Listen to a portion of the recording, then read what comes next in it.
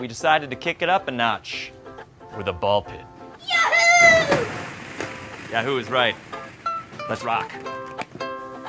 Who doesn't love a good trash fire? There's no better way to keep warm during those long winter months than by huddling up close and watching the combustion take place before you. And conventions, well, they fit the bill. Now, there are a myriad of them for almost every subject you could imagine. They come and go all year round. And every once in a while, once in a blue moon, you'll come across a convention that devolves into complete and utter madness.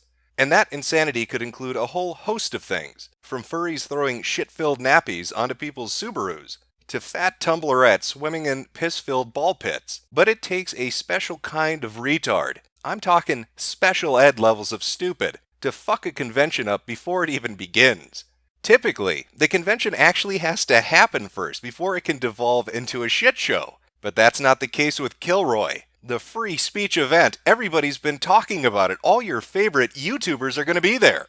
It sounds like a fantastic idea, and for a while it was a fantastic idea. Until the realization of what it was and what it would become started to fully hit people. The first cracks in the facade came from Tim Pool when on December 11th he tweeted this out to his followers. For those attending Kilroy in Phoenix this April, I am pulling out and will not be speaking any longer. Apologies to those looking to see me there. And he quickly followed this up with a little bit more of an explanation. They asked for a 16-month non-compete and a 3-year NDA. They were willing to negotiate on the non-compete, but not the non-disclosure agreement. They cited safety reasons for the 3-year NDA. Strange thing to ask, and I can't trust the reasoning for such an agreement. Now, Tim elaborated even more on this in a video he put up for the people that were coming to see him. I was asked to sign a 16-month non-compete agreement and a 3-year non-disclosure agreement in order to participate in this event. I find those contracts very strange. I have a speaking agent. I have numerous contracts through United Talent. I speak at events all the time. In fact, this week in New York, I'm speaking at an event on technology. This is not standard. This is not normal. And I was not given an adequate reason as to why any of these provisions, any of these agreements were asked to be signed. And Tim wasn't alone. Other people that were scheduled to speak said they had issues with the non-disclosure agreement as well. Thing's a farce. I mean, the majority of the headliners there, actually all of them have spoken in various locations before. Never in my life, I mean, I've been given contracts, but I've never been given an NDA non-compete that spans several years to a 100-mile radius. I mean, that's cuckoo banana cakes. Now, the big motivator for Tim as to why he put the tweets up and the video up was to explain to the people that might have pre-purchased tickets or donated money to come see him. He wanted to explain to them why he wasn't going to be there. People donated and were expecting to see me there. I'm obligated to inform them I will not be. People asked why I wasn't going, and I told them. I've kept a lot private here, but I'm willing to publish everything if people are not satisfied. Well, as it turns out, not everybody was completely satisfied. In particular, the organizer of the event. It isn't strange to ask. It's standard practice. I was clear that I'm not willing to risk the anonymity of dissidents whose lives are at risk for attending and speaking at Kilroy. Calling me out in public isn't going to compel me to bend on this. No one called you out. I'm obligated to inform people that thought I was going that I will no longer be there. But it gets stranger still. One of the featured speakers on the Kilroy page, an account called Harambe Desserts, had this to say: Tim Pool is not an ally to ex-Muslims, and he is going around bad-mouthing and lying about Based Mama, who is an ex-Muslim too. On that fact alone and his lies, he is despicable. Hate though? He is just a stupid ass. Not worth hating at all. I don't know about that. All I see is people mocking an NDA that protects ex-Muslims. I mean, how much of an ass butt do you need to be? I don't trust that dude, Tim Pool, as far as I can throw him. He obviously is shady and selfish as anything for making a big deal out of the NDA. I'm fairly certain Tim Pool doesn't know who he's fucking with. Neither did I when I responded to this insane bullshit calling him a bad ally for having issues with an NDA contract, because I received this response: dude is in for a rude awakening with us. Oh yes. Don't ever fuck with ex-Muslims. You will regret it. Don't fuck with us. You're gonna regret it. I wonder what she meant by that.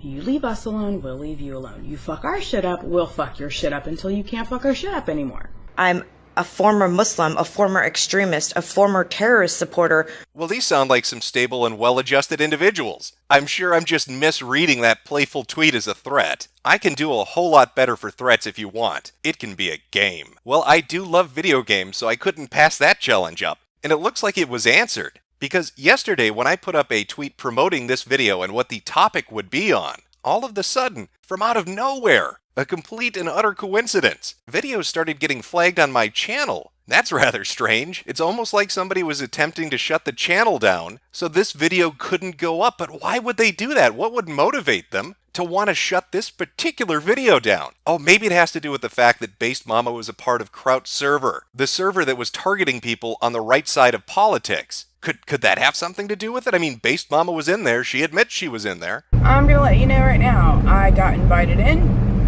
and then I just never left.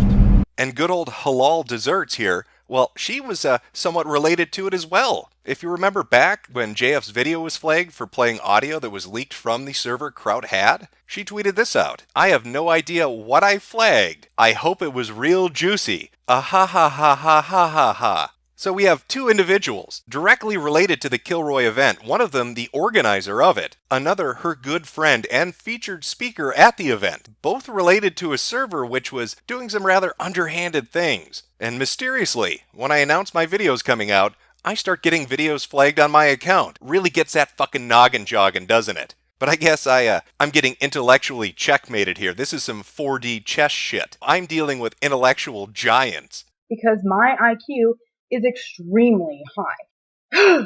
It is extremely frustrating to not only be an intellectual anomaly myself, which I guess 140 is above average, whatever. Most well-known and credentialed scientists of this YouTube community. But apparently that enormous IQ, it just wasn't enough. People began to either pull out or they were pushed out of the event. The list is so goddamn long that you'd have a better chance naming the people that are still coming rather than the ones that dropped out. Tim Pool, Dave Cullen, Faith Goldie, James Alsep, Andrew Torba, Brittany Pettibone, Millennial Woes, Nick Monroe, Andy Worski and Chris, Peter Sweden, Baked Alaska, Lauren Southern. The names go on and on and on. But that's just petty ego. I mean, that's what Mundane Matt told me. These people are just too full of themselves. That's the issue. And then, of course, Sargon dropped out. I haven't been following the recent drama with Kilroy too closely, but I'm going to pull out of it anyway. It seems to be mismanaged. I put $250 into it, but I don't expect to get that back. Fucking Sargon of Akkad with his goddamn ego issues, huh, Matt? Oh, I'm sorry, what's that? Did you change your position all of a sudden? Matt, is Sargon being a drama whore for pulling out since you said this is mostly an ego thing? With Sargon, I'm not too sure. So would I do it? Would I do it? And I have Andy, come on. Andy, come on. Quick, somebody send this clip to V. He's always getting accused of being the Sargon of Akkad dick rider. It looks like he's got a little competition for the job. Well, goddamn, that's a lot of people getting kicked out or dropping out. But was it all because of contracts? Was it all because of the non-disclosure agreement and the non-compete that Faith Goldie and Tim Pool talked about? Well, no, there were a whole host of other issues. People were complaining that they weren't getting their emails answered. They were being ignored. We were getting ignored. A lot of the concerns were getting ignored until it was put in front of the public. I'm sorry. That's not a fair representation. They weren't being ignored. So I sent an email to Based Mama. I say, hey, some weird stuff is going on over there, y'all. What is going on? Oh, my buddy's getting disinvited. We can't talk about what we want to talk about. James now, his picture's gone. What's going on, guys? Fill us this in. And I get a response email that is completely blank from Base Mama's account. So what does that tell me? And I responded back to her. I said, hi, it's just so you know, I got a blank email. Don't know if you intended to write something in it, but indeed nothing showed up. But that can't be correct, because as you can hear from Sister Danger and Based Mama, the two people that are working on the event, they never forget to respond to an email. They're professionals. And I'm like, dude, I understand. You don't even have to tell me. I'm at that where, did I miss one? well, you know, you talk to me. I'm like maniacally checking to make sure I didn't accidentally not see somebody's email because I don't want to forget anybody. I agree. Like, I kind of have this general policy of always be the last person to respond, right? That way the ball is never left in your court as having been dropped or whatever. Like, always be the last person to respond. She left my email unanswered. Well, there's got to be more than just a few missed emails. Is there anything else going on? Like, say, being lied to about the panels you can do? I had pitched the idea for doing a panel on offensive comedy and where the line is and how we present ourselves online. Based Mama declined immediately. Well, there must be a good reason Andy Worski was told he couldn't do a panel on offensive comedy. Like, say, one of Based Mama's associates was already going to do it, and Andy can go fuck himself. Foxy here, who hasn't said shit about fuck this whole time, is going to be on the comedy panel and basically discuss like how, you know, the restriction of free speech in this offense culture is really kind of hampering comedy, where you can't be as free with it as you want to be. How's that dicking feel, Andy? Probably similar to what James Alsop got when he was bent over and hit with this gem. She said my speech on identitarianism was banned because it was a topic that she didn't want to bring up at the conference. This is, of course, contradicted by the fact that listed in the topic sheet she sent me was a speech called The History of Identitarianism in Ireland. I find it funny that there's been kerfuffle from the alt-right side because I won't entertain a panel on identitarian politics. I'll go ahead and tell you. Here's the reason why. And I told everybody this. We don't have time. We don't have the space. It's not on the agenda. Listed in the topic sheet she sent me was a speech called The History of Identitarianism in Ireland. It's just a kerfluffle. Come on. Everybody makes mistakes, and the super genius brain trust over here, they fucked up a little bit, but they're innocent fuck-ups. There's no ulterior motive behind any of it. It's not like this is one giant fucking scam that sucked in multiple groups of people. That would be ridiculous. I mean, listen to Andy. He came up with this idea at VidCon. It was our idea. I was one of the initiators of this idea. It was me, Chris, my buddy who I filmed with, Failure, Rucka, and I think, what was his name? Tanuki or Toki or something? Failure? What was his name? It starts with a T. Do you know what I'm talking about? Yeah, Wild Tanuki. Here, or that's it. It was all of us, and we were all at that shrimp place during VidCon, and we were the ones who were like, "Oh, we should do our own VidCon where it's like all of us, and we can meet, you know, viewers and stuff, and talk about whatever we want." And then we were all just hanging out outside, and Sister Danger was there. We brought it up to her, and she's like, "That's a great idea. You know, I've done these things before." And then when she spoke to Based Mama and Dave, they sort of took a hold of that. Well, isn't that wonderful? Based Mama is going to help Andy realize his dream to put on this idea for a convention. But wait a minute, though. That's not what Based Mama told Bunty King. This has been in the works for quite a while, so I'm just... How long has this been in the works for, if you mind me asking? About 3 years. We've been... 3 you know, years? Yeah. 3 years you've been planning this with Dave? No, I was planning it with Kevin. That's really strange. When I Google VidCon, it shows me that it ran from the 21st to the 25th. And the social media accounts for the Kilroy event went up after VidCon, which would seem to substantiate what Andy Worski is saying. Yet there's Based Mama telling Bunty King this is something she's been working on for 3 years. Well, that's a bit of an inconsistency. I mean, all she wants to do is help establish this event. Oh, wait, did I say event? I meant business. Most NDAs are indefinite, so I put a 3-year limit on it because I'm like, well, that's plenty of time to establish our business model and streamline the process so other people can take Kilroy to their cities, you know, and do their thing, and like we can help them out with getting contracts and, you know, contracting with vendors and venues and doing all this shit. Like, I was like, yeah, that's cool. Like, we had a fucking plan. It wasn't like we just pulled this shit out of our asses. Yeah, let's franchise that fucker out. Hey, let's take it even further. How about some trademarks and copyrights? What we could do is trademark our brand for Kilroy was here. Hell, even throw in a few employment NDAs and non-disclosure agreements. These contracts are the same as going to employment. Not the same. I'm sorry. I'm going to really take that back because I already got raked over the coals. That sounds like a recipe for success. but definitely not what Andy Worski and a whole host of other people signing up for this particular event thought when they signed up for it. Oh, God, I'm getting so sleepy here. I'm just going to stop thinking about it. I don't want my ego to get in the way. Hey, guys, let's go take a nap. Anybody else getting tired? I mean, all that matters at the end of the day is that business loan gets taken care of. So when I go into these places 6 months ago, trying to secure spots, they're like, we want a deposit now. So I took out a loan to put down the deposits. So I'm into this shit for like $30,000 already. Oh, wow. I didn't know that. I don't think anybody knew that.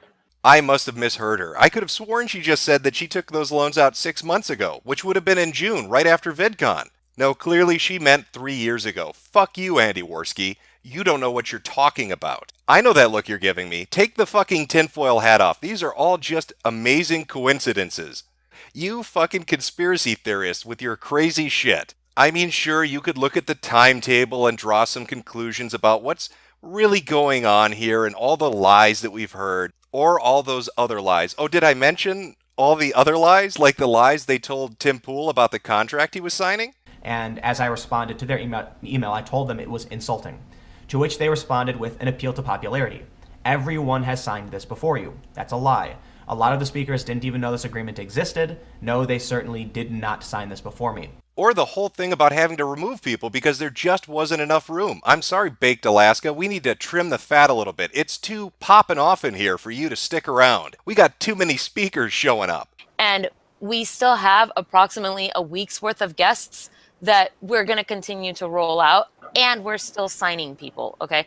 Then we immediately took Baked Alaska off the website because we were already overbooked, okay? You are saying tomorrow you have a guest announcement. Yet when Baked Alaska, you said that there was a scheduling conflict. Yeah, you guys are overbooked. Already full. And now you're still adding people to the roster when you already told people that you were overbooked. No. That's not a good look. That was a lie that was caught in the very same fucking stream later on. And in other streams too. I'm sure he'll put together an email for you. Are all the panels already scheduled out with all the people that are coming, or? No, we intentionally left a good chunk open.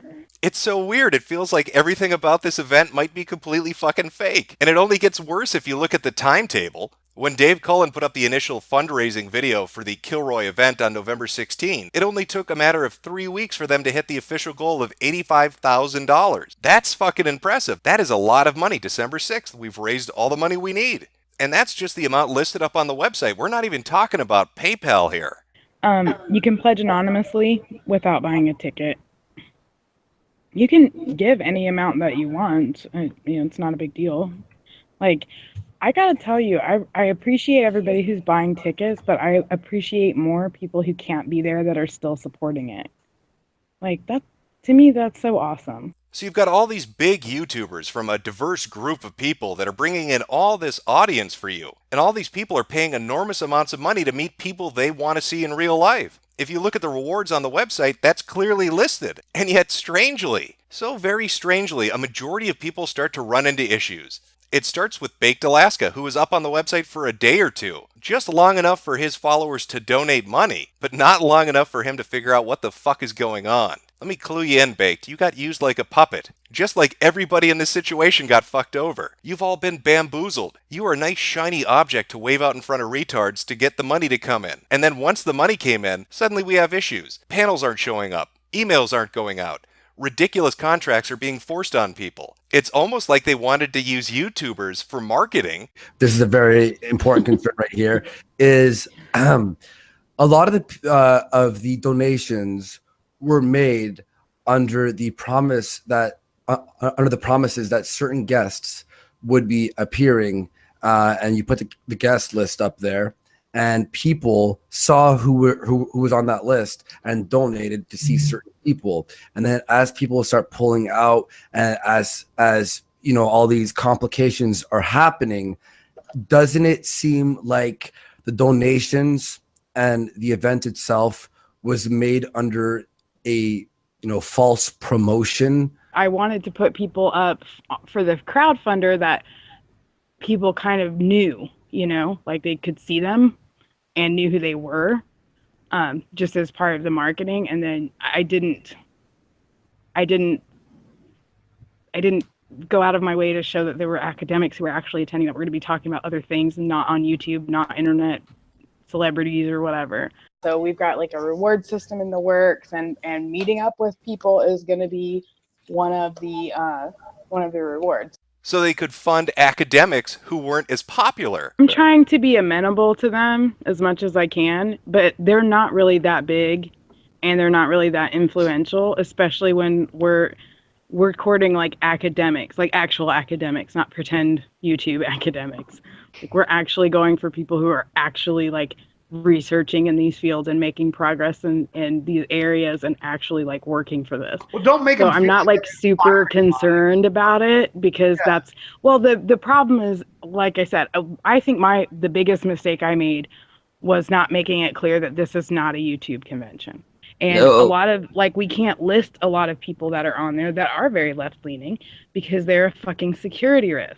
That's why I open called. I didn't want just people who are YouTube famous, internet famous. That doesn't mean anything. Well, the only thing that could make this shit show worse if there was a political angle on it. I mean, we fucked over YouTubers and bilked their audience for money. But could we fuck over political opponents just for the fun of it? Well, I think we could if we follow a few steps. And if you remember Trout server with all his magnificent 24-hour ops like Purple Starfish or whatever the fuck he called this dumb shit, Based Mama was in there. She was right in that fucking server, and in that server, there was a hit list. And surprisingly, a good amount of the people on that hit list were signed up to show up at the event. People like James Alsip, Baked Alaska, Lauren Southern. These people and their audiences donated money or bought tickets. They were used to help promote this. I wonder if she has any political opinions on these people. Okay, first of all, there's about 70% of the people on there that I don't politically align with, and there's a couple of them, I won't name names, that I actually do not like as a person.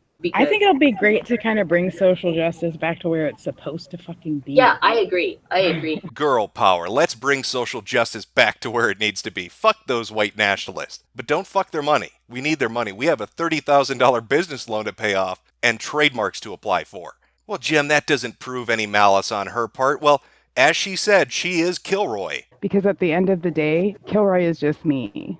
And the Kilroy social media page that's up only has like 130 tweets. So it's really weird then, isn't it, that a social media account used to promote a free speech event would be retweeting Trout and T advertising his dirty tricks server. If she's calling the shots, and this is her event, and her event is officially promoting him by retweeting him on their official fucking account, raises a few questions, doesn't it? It's a twofer, really. You get a bunch of gullible YouTubers to promote your event, which you let them think is actually their event, but you have no real intention of ever letting them show up and speak. Now, you go about this by a myriad of different ways, by making panels inaccessible, losing emails, creating contracts which are just purely ridiculous in the hopes that it will drive them away or anger them, to make room for all those top-tier intellectual academics that you've always dreamed of gathering together in one place to have 48 panels on Muslim this and Muslim that. And you also get to take all this money from right-wing sources which you disagree with, people you find abhorrent, and then basically just throw them off the website. Kick them off, remove their name, it doesn't matter, you've already got the cash. Sometime last week, I was dropped from the Kilroy speakers list without notice. That's how you know you're dealing with true professionals. Seems pretty cut and dry to me. For that 3-week period of fundraising, there weren't contracts sent out. There weren't NDAs discussed. Everybody seemed to be taken by surprise at the very end, after the money was gathered. Then, once the money was in that bank account, suddenly we have issues. Suddenly we need to clear some room, make some space for the important people, not you fucking YouTubers. You don't matter. But hey, you've still got things to look forward to at Kilroy. I mean, sure, Sargon's not going to be in the ball pit. That's a bit disheartening. I think we all really wanted to see him just swimming around in his natural environment, but sadly that's just not going to happen. But at least he can show up for the fights. The good old fisticuffs. I'm talking Jeff Holiday throwing down with Coach Red Pill. Can you just not be a pussy about it? You know something? I'm going to go to the Kilroy event. Okay, good. Come to the Kilroy event. I'm going to go to the Kilroy event, and I'm going to look you up. When you find me at Kilroy, that you were just saying, Coach, that you're going to come find me at Kilroy, what are you going to do when you find me? You're going to give me a big old sloppy kiss? You'd love that, wouldn't you? Oh, yeah. I love older men. So what are you going to do? You saying you're going to come and you're going to find me at Kilroy. What are you going to do? We're going to have a chat? You're going to buy me a burger? You'll be talking, but I won't be talking much, probably. Okay. So you're gonna patiently sit there and you're gonna listen and absorb everything that I have to say, and that'd be great. Cool. Sounds good. Is that it? That all you're gonna do when you come to Kilroy, man? Or Johnny Fox taking on Mundane Matt. Here's the I know I thought this. Like, here's the thing, Johnny. You want to have this conversation in person, dude? I'm all for it. Get your ass to Phoenix in fucking April. For whether you're going to Kilroy 1 or Kilroy 2, whatever Andy's making. Why don't you come on out? Why don't you come on out? Come on out. Well, I'm come on out, sir. That's my suggestion. Come on out. Come on out. Come on, let's have a conversation. Come on, get on that plane, Johnny. Get on that iron horse. Get your ass out to Phoenix. Come on. That sounds like some good old fun. Who doesn't want to watch people beat the shit out of each other? This sounds like a fantastic event. And hopefully, Kilroy's a great success for them because they're going to need the money, with breaking the law and all. Oh, did I forget to mention that part? You know that 3-week crowdfunder they had where they had a ton of people's names up, raising money to show up at the event, and how they sent contracts out after that, after December 6th, after the money had been raised? Turns out that might have been completely fucking illegal. Don't take my word for it. Ask Based Mama. But then I got a second problem, which I found out the other day, is I can't advertise people that I don't have signed on to speak. Yeah. Because that would be violating false advertising laws in Arizona. So if I'm understanding this right, she's basically admitting that she illicitly raised $85,000. Brilliant.